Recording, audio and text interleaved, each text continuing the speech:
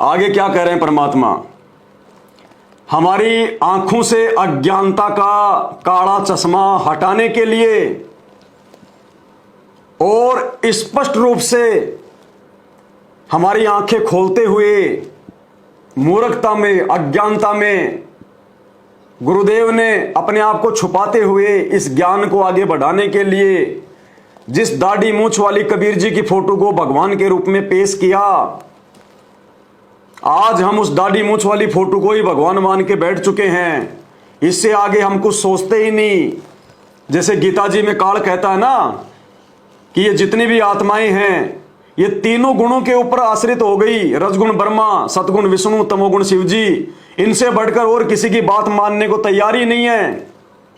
तो उसी प्रकार आज ये संगत संत रामपाल जी के संकेतों को ना समझकर शुरुआत में उनके द्वारा जो दाढ़ी मूंछ वाले कबीर जी की फोटो को भगवान बनाकर सामने पेश किया गया, संत रामपाल जी के मकसद को ना समझकर वो दाढ़ी मूंछ वाली, सिर पे टोपी वाली वो फोटो को ही भगवान मान बैठी। तो संत रामपाल जी ने दाढ़ी मूंछ और टोपा का उदाहरण देकर, टोपी और दाढ़ी मूंछ का उदाहरण देकर भी हमें समझा दिया कि मूर्खों, कम से कम अब तो समझ जाओ कि हर बार वो कबीर जी दाढ़ी मूंछ लगाकर या टोपा टापा पहन के नहीं आएगा। कहीं तुम सोचो कि आज वो भगवान आएगा तो दाढ़ी मूंछ लगा के आएगा, टोपा टापा पहन के आएगा। यानी अपने विषय में गुरुदेव संकेत कर रहे हैं कि नालायकों, मैं हूं कबीर।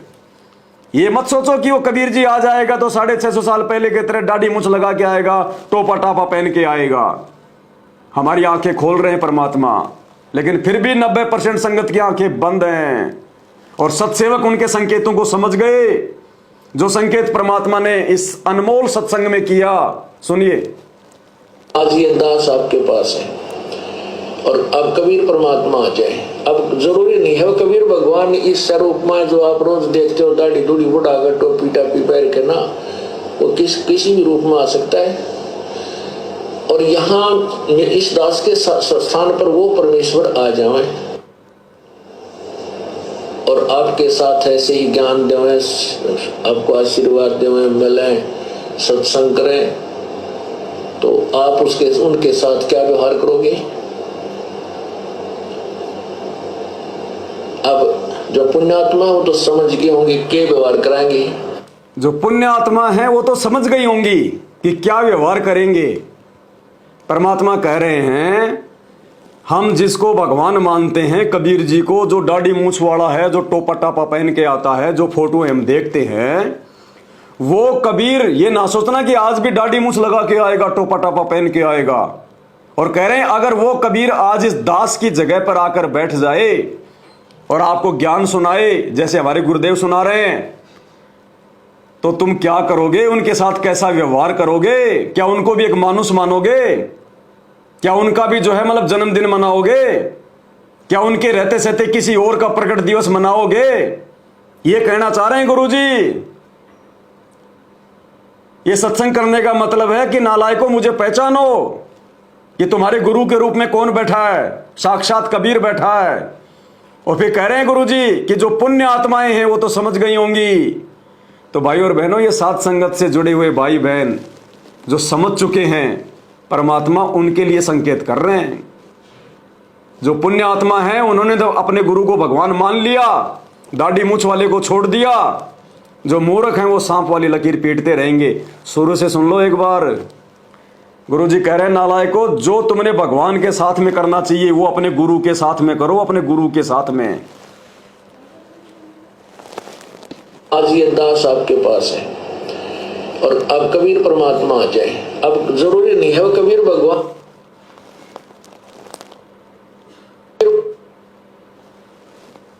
आज ये दास आपके पास है और अब कबीर परमात्मा आ जाए। अब जरूरी नहीं है कबीर भगवान इस स्वरूप में जो आप रोज देखते हो, दाढ़ी दूढ़ी बुढ़ाकर टोपी टापी पहन के ना, वो किसी भी रूप में आ सकता है।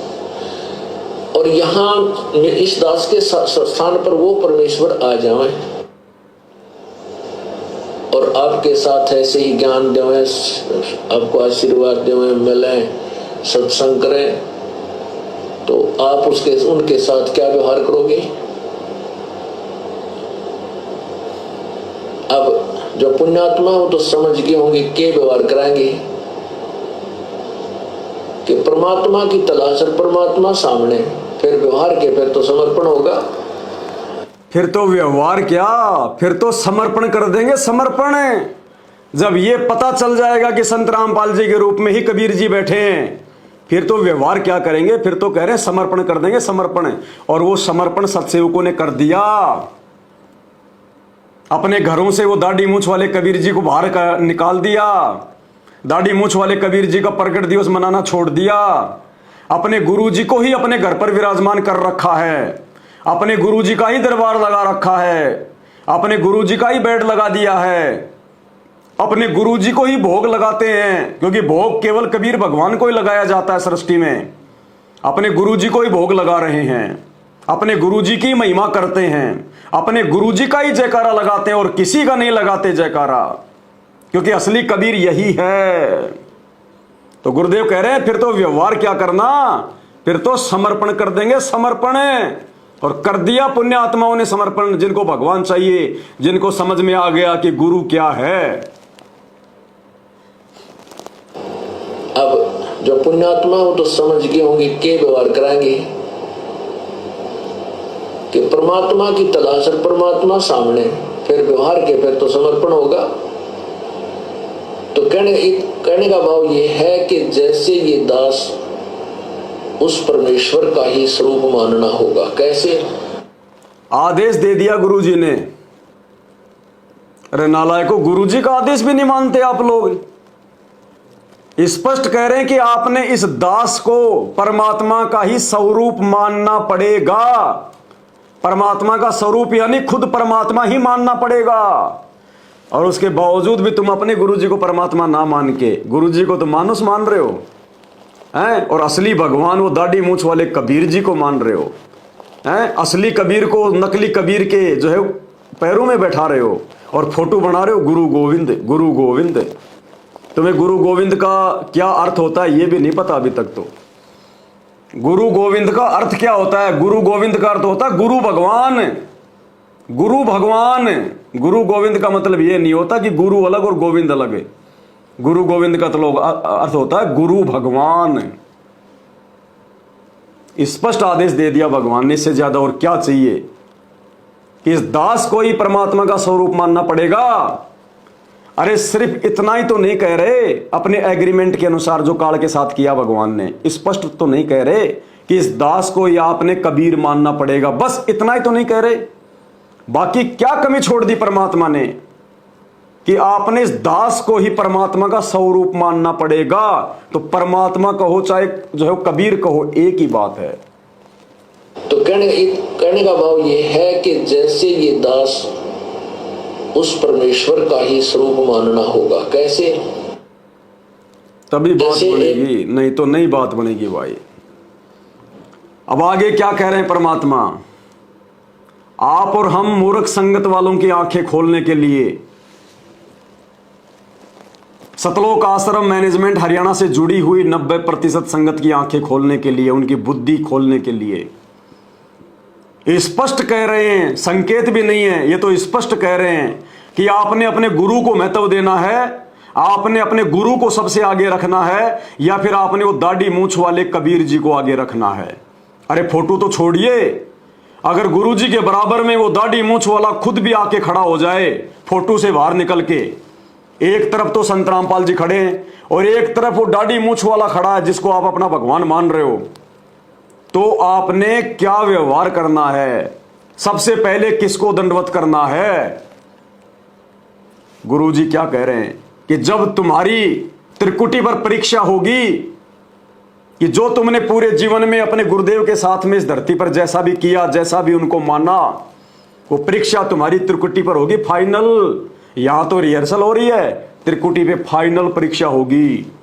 वहां सेलेक्ट तो सेलेक्ट, वहां रिजेक्ट तो रिजेक्ट। और क्या कह रहे हैं परमात्मा? हमें पहले आगाह कर रहे हैं कि गुरु गोविंद दोनों खड़े काके लागू पाए, बलिहारी गुरु आपना जिन गोविंद दिया बताए। गुरुदेव इस सत्संग में स्पष्ट कह रहे हैं कि जब तुम त्रिकुटी पर जाओगे तुम्हारी परीक्षा होगी, और वहां मान लो एक तरफ तो तुम्हारा गुरु खड़ा है, संत रामपाल जी महाराज खड़े हैं, और एक तरफ यदि तुम किसी और को भगवान मान रहे हो, दाढ़ी मूंछ वाले को, कबीर जी को, वो कबीर जी भी सामने आके खड़ा हो गया, फोटो नहीं, खुद कबीर जी। एक तरफ संत रामपाल जी, बराबर में कबीर जी, दोनों खड़े हैं। अब गुरु जी कह रहे हैं कि तुम क्या करोगे वहां पे? बलिहारी गुरु अपना जिन गोविंद दियो बताए, कह रहे हैं अपने गुरु जी को दंडवत करना है, अपने गुरु जी के चरणों में पड़ना है। अगर तुमने त्रिकुटी पर वो दाढ़ी मूंछ वाले भगवान की तरफ, वो कबीर जी की तरफ अगर तुमने झांक भी लिया, झांकने का मतलब होता है जरा सा देखना, बस झांकना, जैसे कोई अपनी छत से झांकता है नीचे। अगर तुमने वहां अपने गुरु जी के अलावा उस दाढ़ी मूंछ वाले कबीर जी की तरफ झांक भी लिया, अगर तुमने उसको देख भी लिया, दंडवत करना तो बहुत दूर की बात है। अगर तुमने उस दाढ़ी मूंछ वाले कबीर जी की तरफ देख भी लिया तो तुम रिजेक्ट कर दिए जाओगे।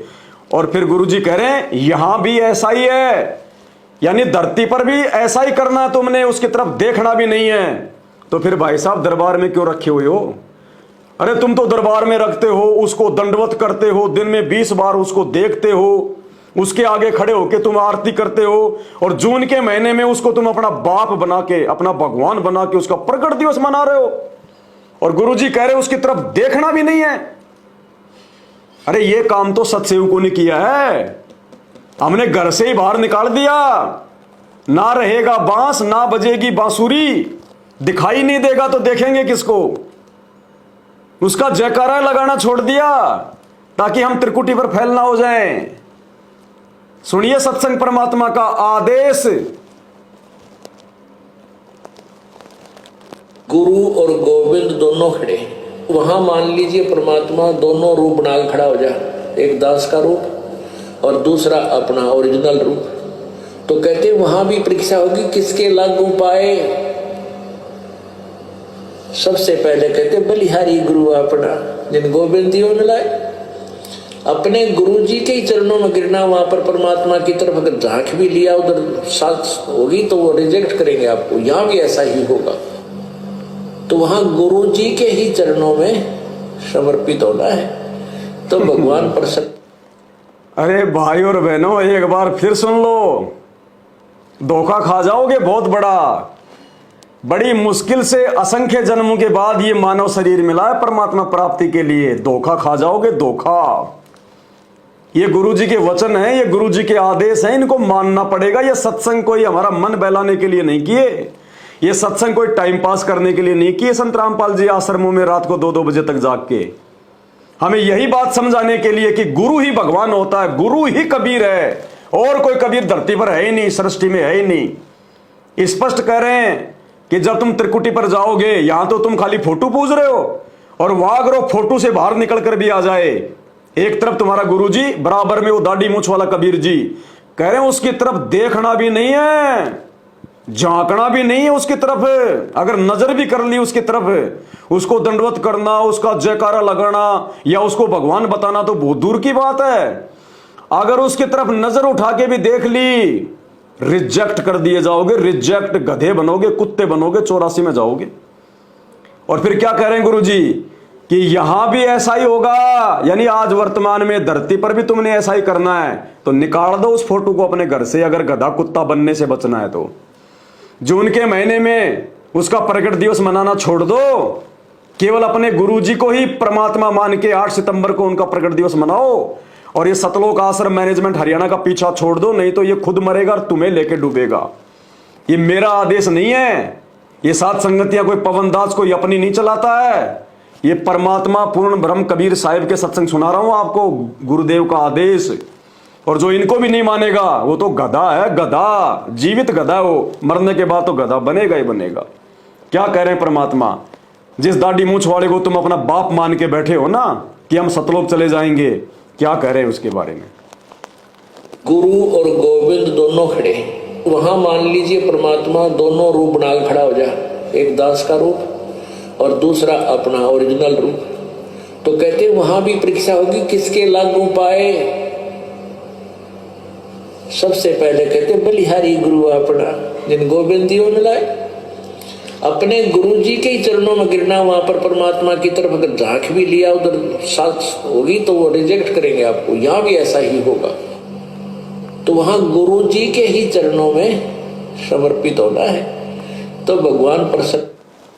तो भाई हम सत्सेवकों ने तो साध संगति से जुड़कर अपने गुरु को ही कबीर भगवान मानकर उनको प्रसन्न कर लिया है। हम तो त्रिकुटी पर पास होने वाली रिहर्सल हमने तो शुरू कर दी है, गुरु जी के वचन मानकर, गुरु जी का आदेश मानकर।